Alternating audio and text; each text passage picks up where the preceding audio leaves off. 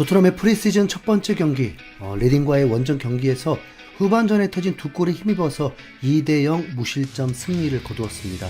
후반전은 전반전과 완전히 다른 11명의 선수들이 교체 출전했고, 손흥민이 얻어낸 코너킥을 통해서 첫 번째 세트피스 골이 나오게 되고, 두 번째 골 역시 코너킥을 통한 공격이 계속 이어지면서 만들어낼 수 있었습니다. 이 프리시즌 첫 번째 경기를 통해서 토트넘이 얻을 수 있는 건 딱 한 가지입니다. 바로 전술입니다. 그것도 이 전술로 시즌 내내 갈 거라는 게 아니라 전술적 유연성이 높은 것으로 알려진 프랭크 감독이 가장 먼저 팀에 입히려고 한 전술이 무엇인지를 알게 되었다는 것, 그게 전부입니다.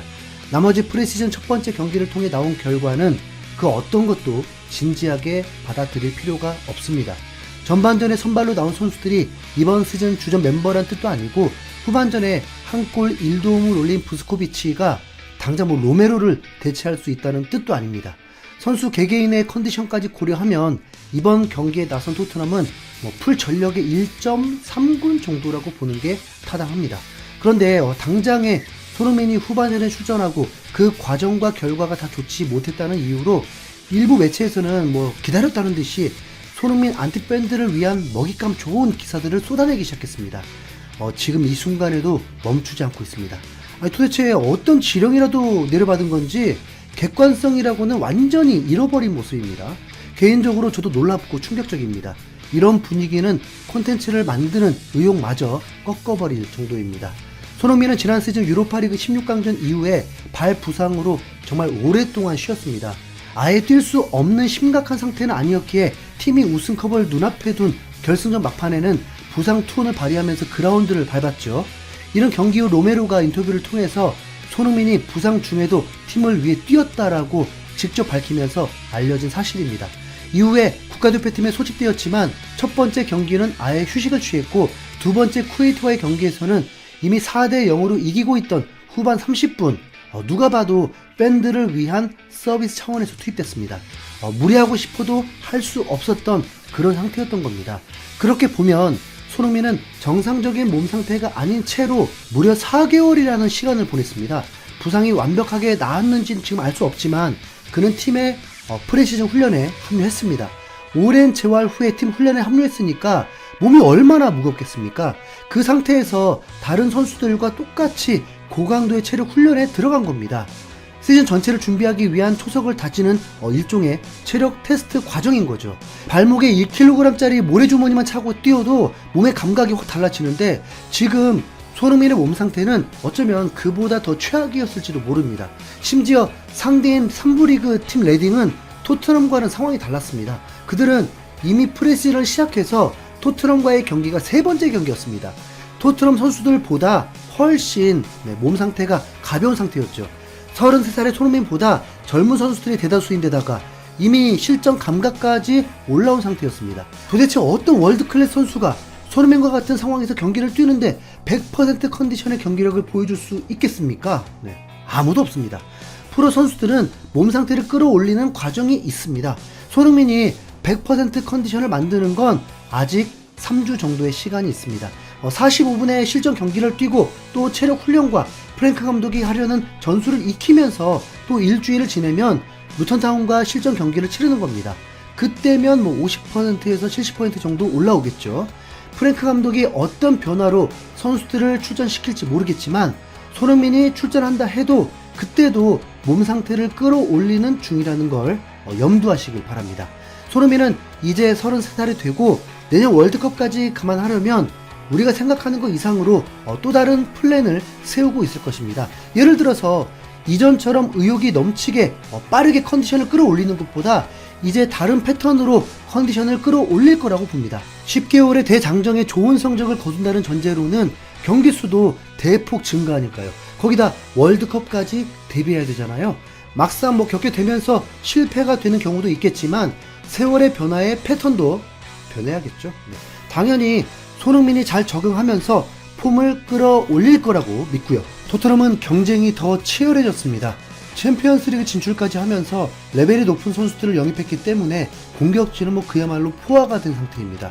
공격진을 나열해 보면 솔랑케, 히샬리송, 오도베르, 텔, 존슨, 힐, 솔로몬, 쿠두스, 손흥민, 무어, 랭크셔, 그리고 양민혁까지 있습니다.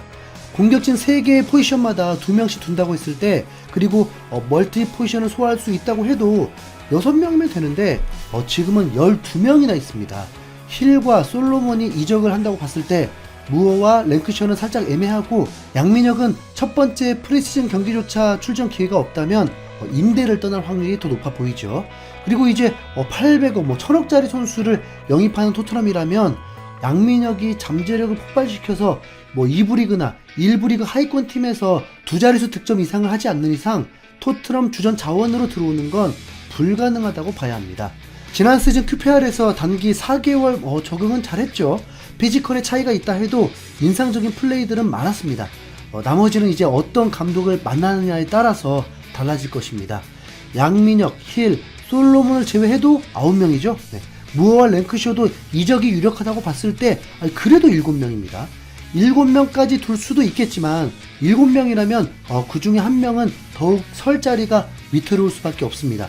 프리시즌 때 양민혁이 출전 못한 것보다 더 의아했던 건 히샬리송이 아예 명단에서 제외되었다는 것입니다. 그리고 경기 후 프랭크 감독의 인터뷰에서도 히샬리송은 부상이 아니었고 다음 경기에 출전할 거라고 예고 정도였습니다.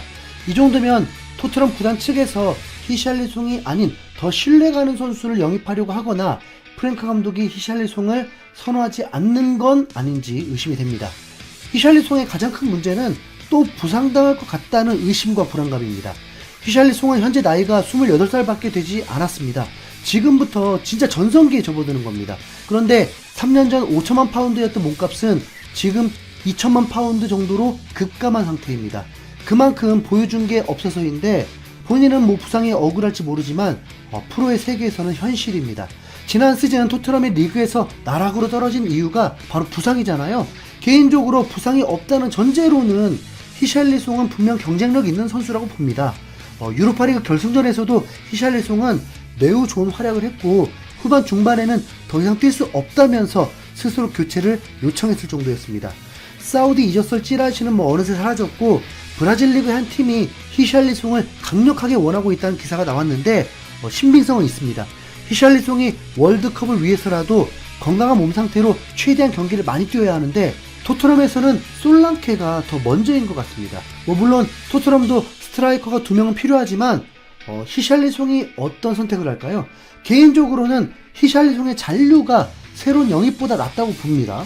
부상은 운의 영역이지 않습니까? 히샬리송이 게으르고 자기관리 못하는 선수까지는 아니잖아요.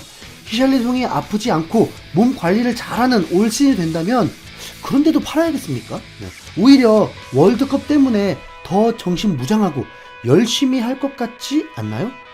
여러분들은 히샬리송의 이적 여부 어떻게 생각하시나요? 전에도 말씀드렸지만 어차피 스포츠의 성적은 선수들의 부상 여부가 결정을 짓는 거라고 봅니다. 이번에 파리 생제르맹이 전 세계 최고 혹사 클럽으로 선정되었다죠? 좀 쉰다고 선수들이 괜찮아질까요? 손흥민을 비롯해서 올 시즌 토트넘이 부상이 최소화되는 팀이 되길 바라겠습니다. 이상 흰수염거리였습니다. 감사합니다.